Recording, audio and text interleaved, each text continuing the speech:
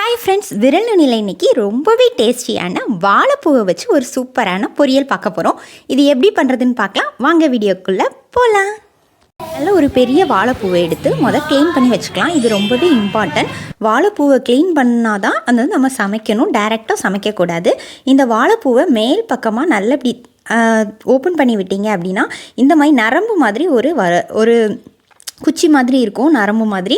அதையும் அதை கவர் பண்ணியிருக்கிற ஒரு பிளாஸ்டிக் மாதிரி ஒரு கவர் மாதிரி இருக்கும்.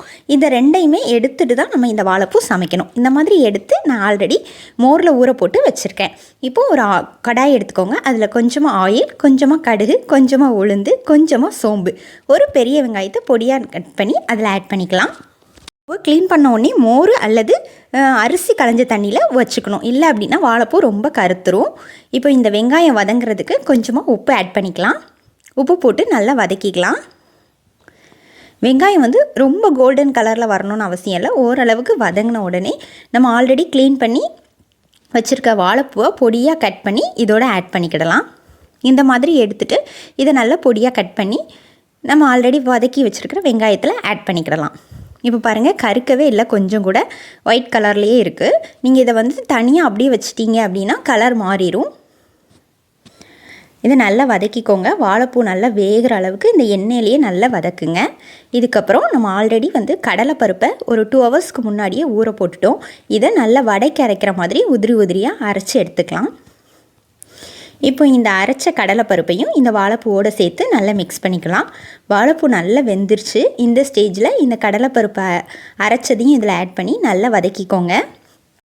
இந்த கடலைப்பருப்பு மட்டும் இந்த வாழைப்பூவோடு சேர்த்து நல்லா மிக்ஸ் பண்ணிவிட்டு கொஞ்சமாக வதங்கி வெந்து வந்துற வரைக்கும் வெயிட் பண்ணலாம். அதுக்கு முன்னாடி நம்ம ஒரு சின்னதாக அரைச்சி எடுத்து வச்சுக்கலாம். தேங்காய் என்னென்ன அரைக்க வேணும் அப்படிங்கிறத சொல்லிடுறேன்.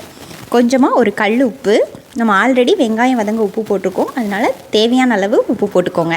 கொஞ்சமாக உப்பு, கொஞ்சமாக கருவேப்பிலை, காரத்துக்கு ஏற்ற மாதிரி மிளகாய் ஆட் பண்ணிக்கோங்க. நான் ஒரே ஒரு மிளகாய் ஆட் பண்ணியிருக்கேன். ஒரு 2 பூண்டு பல், கொஞ்சமாக ஜீரகம், நமக்கு தேவைக்கு ஏற்ற மாதிரி தேங்காய் ஆட் பண்ணிக்கலாம். நான் ஒரு 3 ஸ்பூன் தேங்காய் ஆட் பண்ணிக்கிறேன். இதை மிக்ஸி ஜாரில் கொஞ்சமாக 1-2 கொரகொரன்னு அரைச்சி எடுத்துக்கோங்க. இந்த அரைச்ச கலவையை இந்த வாழைப்பூவோடு சேர்த்து நம்ம மிக்ஸ் பண்ணிட்டோன்னா ரொம்பவே டேஸ்டியான சத்தான வாழைப்பூ பொரியல் ரெடி. இந்த வீடியோ பிடிச்சிருந்தா லைக் பண்ணுங்கள். மறக்காமல் என்னோடய சேனலை சப்ஸ்கிரைப் பண்ணிக்கோங்க. இது போல் மேலும் ஒரு வீடியோவில் சந்திக்கலாம். Thank you friends. விரல் நுனியில் அற்புதங்கள் தொடரும்.